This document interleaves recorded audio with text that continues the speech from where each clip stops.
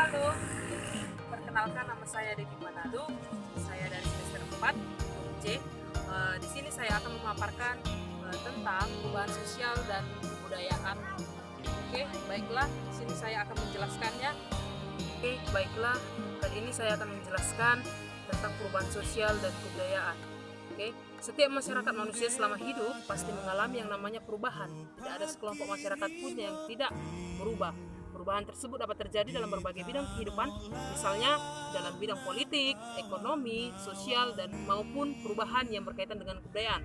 Perubahan yang terjadi dalam bidang sosial pada suatu masyarakat sering dikenal dengan istilah perubahan sosial. Perubahan sosial yang terjadi dalam kehidupan masyarakat ini dipengaruhi oleh berbagai faktor dan juga perubahannya dapat menuju ke arah yang positif maupun menuju ke arah yang negatif.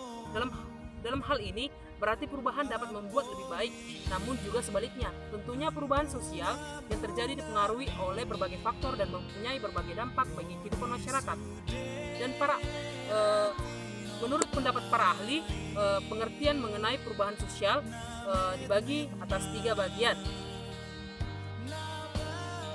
Tadi kan ada 3 menurut pendapat para ahli, yaitu yang pertama, menurut Gilin, perubahan sosial adalah perubahan yang terjadi sebagai suatu variasi dari cara hidup yang telah diterima karena adanya perubahan kondisi geografi dan material, komposisi penduduk, ideologi maupun adanya difusi atau penemuan-penemuan baru dalam masyarakat.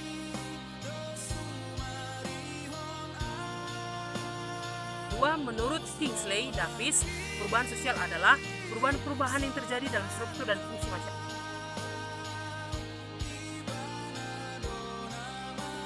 Yang ketiga, menurut Emile Durkheim, perubahan sosial adalah perubahan yang terjadi sebagai hasil dari faktor-faktor ekologis dan demografis yang mengubah masyarakat dari kondisi tradisional yang diikat solidaritas mekanistik ke dalam kondisi masyarakat modern yang diikat oleh solidaritas organistik.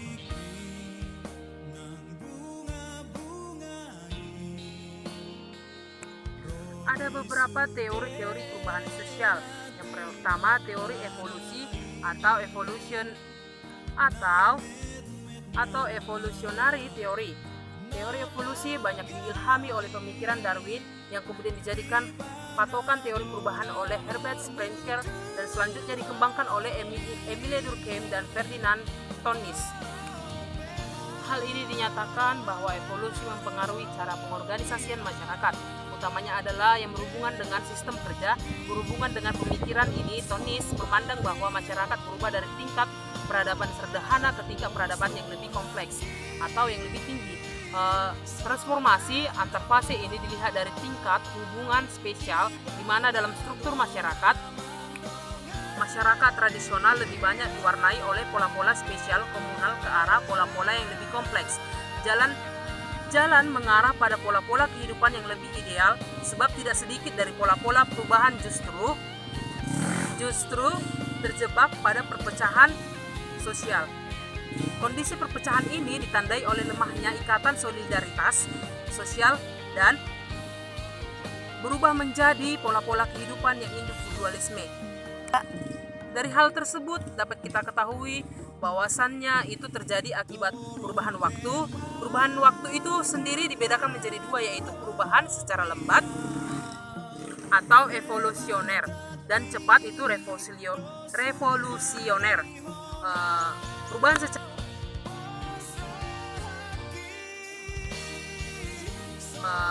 Perubahan secara lambat itu atau evolusi adalah perubahan sosial dapat dikatakan terjadi secara lambat hanya apabila dilihat dari waktunya.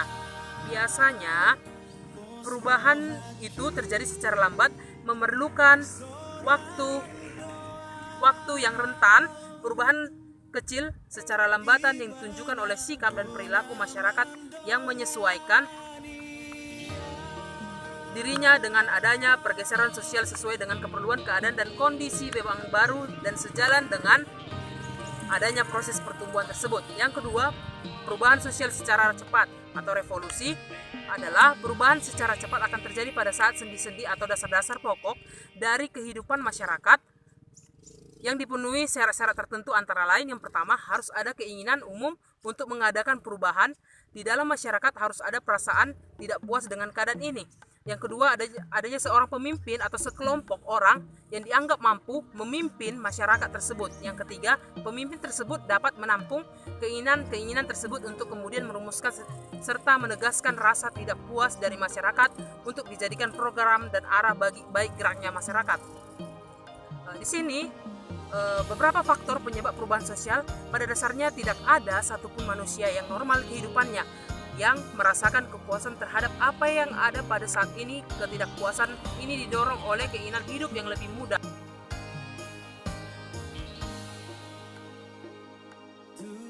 Sebab perubahan sosial pada dasarnya tidak ada satupun manusia yang normal kehidupannya yang merasakan kepuasan terhadap apa yang ada pada saat ini. Ketidakpuasan itu didorong oleh keinginan hidup yang lebih mudah, lebih mapan, lebih baik, dan sebagainya. Akan tetapi untuk mempelajari faktor penyebab perubahan tidaklah cukup hanya dengan melihat gejala-gejala tersebut. Ada berbagai sebab lain yang mengakibatkan masyarakat mengalami perubahan. Faktor penyebab perubahan ini dapat dikelompokkan menjadi dua, yaitu satu, faktor dari dalam masyarakat itu sendiri atau faktor internal, dan yang kedua, faktor yang berasal dari luar masyarakat atau eksternal. Mengenai faktor yang berasal dari dalam dapat disebabkan oleh beberapa sumber, yaitu yang pertama, bertambahnya dan berkurangnya penduduk. Pertambahan penduduk Jawa contohnya pertambahan penduduk Jawa yang melaju cepat dan pengurangan jumlah di Aceh, Sumatera Utara akibat bencana alam, gempa bumi, dan gelombang pasang laut atau tsunami merupakan contohnya. Perubahan dan pertambahan jumlah penduduk akan menimbulkan perubahan pada sistem kepemilikan tanah. Yang kedua, penemuan baru. Munculnya penemuan baru dipicu oleh beberapa hal, yang diantaranya adanya kesadaran diri dari setiap individu atau orang yang akan kekurangan dalam kebudayaan. Kesadaran akan kekurangan kebudayaan yang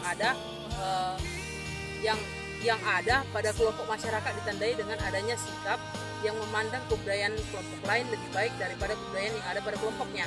Adapun faktor-faktor penyebab yang berasal dari luar, diantaranya yang pertama, sebab-sebab yang berasal dari lingkungan dan fisik yang ada di sekitar manusia, seperti bencana gempa bumi di Aceh pada tahun 2004 yang menelan korban jiwa, membawa dampak perubahan yang besar pada struktur sosial kemasyarakatan. Struktur keluarga menjadi berubah sebagai akibat banyaknya anggota keluarga yang terhilang ditelan gelombang tersebut. Yang kedua, peperangan. Gejala peperangan yang terjadi telah mengubah struktur sosial budaya dari skala mikro ke skala makro. Irak misalnya sebagai salah satu negara kawasan timur tengah diserang oleh negara-negara barat seperti negara Amerika Serikat, Inggris, negara-negara sekutunya dengan tuduhan kepemilikan senjata, pemusnahan massal, dan serang teroris. Setelah Presiden Saddam Hussein berhasil digulingkan dan ditangkap, Irak mengalami banyak perubahan dalam berbagai aspek kehidupan berbangsa dan bernegara. Next, yang kedua, pengaruh kebudayaan bangsa lain.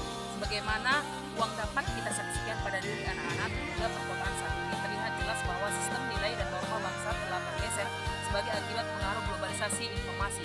Jadi perubahan sosial kebudayaan itu bahwa perubahan sosial pada masyarakat juga membawa perubahan pada kebudayaan. Berbagai bentuk perubahan dan kebudayaan di setiap tempat dan daerah tidak sama. Hal ini bisa dilihat dari lambat cepatnya perubahan, kecil besarnya perubahan, dan pihak-pihak yang menginginkan perubahan.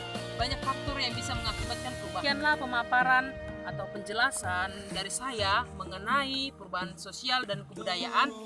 Semoga dengan adanya perubahan sosial dan kebudayaan tersebut kita dapat mengetahui bagaimana perubahan-perubahan yang terjadi dalam masyarakat.